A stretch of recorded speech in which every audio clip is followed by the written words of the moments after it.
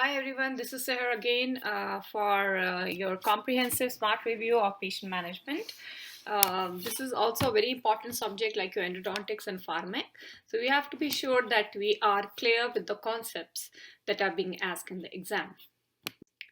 So this is your table of contents, what all we are going to discuss in patient management, starting with dentist-patient relationship, anxiety, the fundamental principles of public health, epidemiology, indices, infection control, pathogen risk of infection, material reactions, hand hygiene, latex, sterilization, disinfection, occupational exposure, and the ethical principle. Now let us talk about anxiety and pain control. Let us understand first what the difference between fear and anxiety. See, anxiety is more like a generalized feeling of apprehension, uncertainty, feeling some threat that is intrapsychic in your origin. It's not have a real threat or real origin. That's how it is different from fear, because fear is something that is real danger, anticipating of a threat arising from that.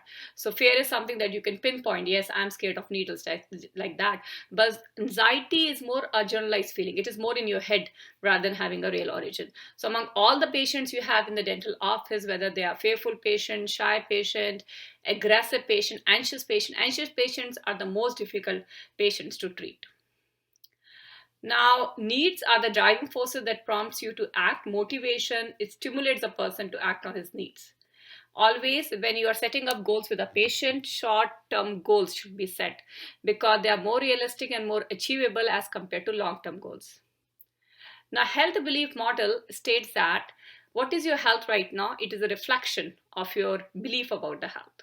So you're not going to believe in the concept of flossing until you know what is the benefits of flossing. So you should know your perception of susceptibility, contracting that disease or condition.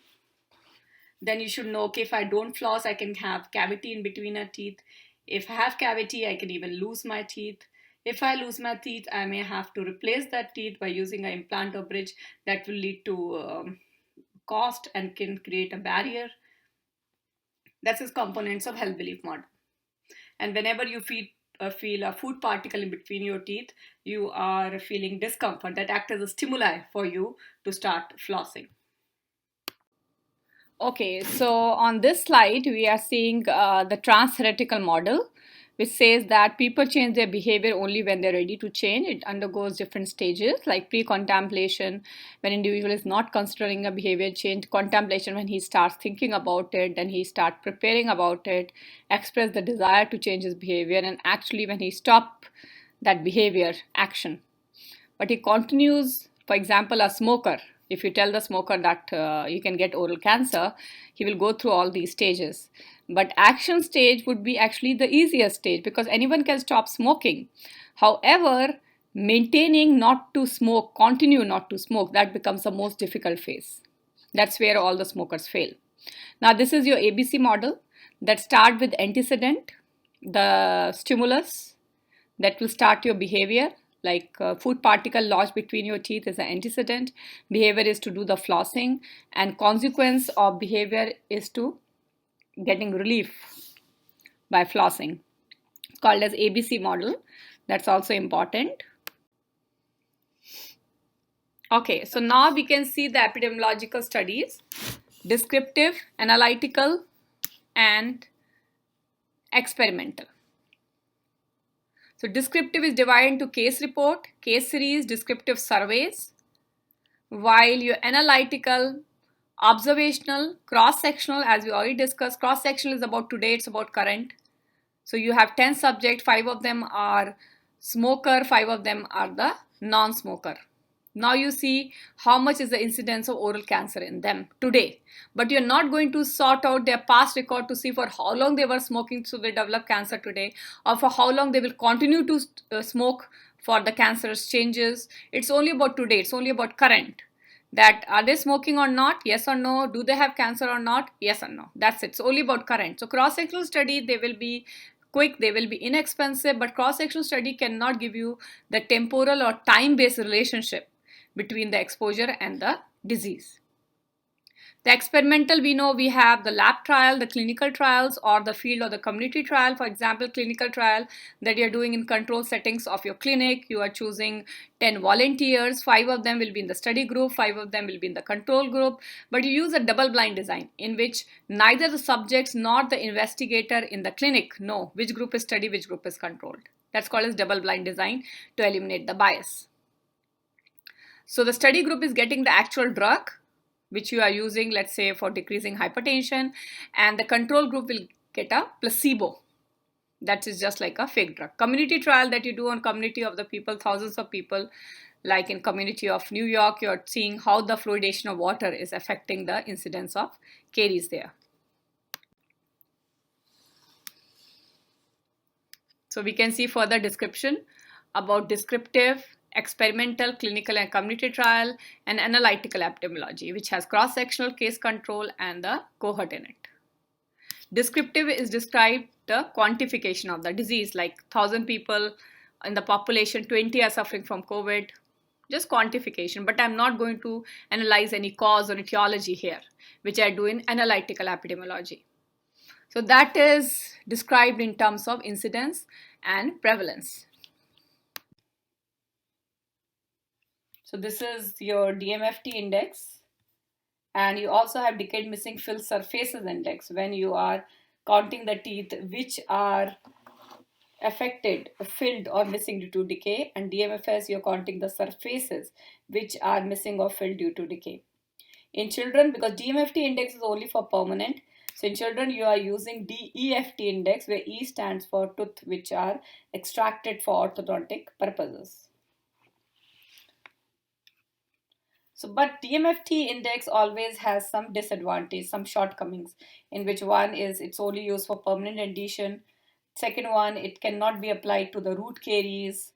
It is not telling you the teeth which are already at risk, because it's telling you the teeth which are already decayed or missing or filled due to decay. Also, it is not applied in the case of periodontal conditions, because the periodontal condition, this index can be deceptive, because there the index may not be, where the teeth may not be missing due to decay, they could be missing due to the periodontal reason. So these are some of the disadvantage or fallback of the DMFT. Okay, so let's see here the dental managed care plan. We have 3 of them: DHMO, DPPO, and DIPA. So DHMO, just like your PPO, is also serving the patient at a lower than normal cost. And the dentist here are provided capitation, that is fixed salary per month. While DPPO is an arrangement between a plan and a panel of provider, charging less than normal fees in anticipation of getting higher volume of patients. And then you have the DIPA plan, in which group of dentists together, they make an association and then they are buying or purchasing an insurance plan. So the good thing about DIPA plan is like a hybrid plan, when the dentists are given capitation of fixed salary plus fee for service basis. So you can see these are different methods of sterilization, where autoclave is a moist sterilization. That is one of the most popular method we have. And you can see the time, temperature, and pressure. There are 2 cycles here, one regular cycle of 15 minutes and one short cycle of 3 minutes. That is called as a flash cycle. You have the dry heat too, which is a longer method, just time and temperature, no pressure involved. With the dry heat, chances of corrosion are not there because there is no moisture involved. Ethylene oxide is a gas sterilization, usually used in the hospitals with the big chambers for the gas to vent out.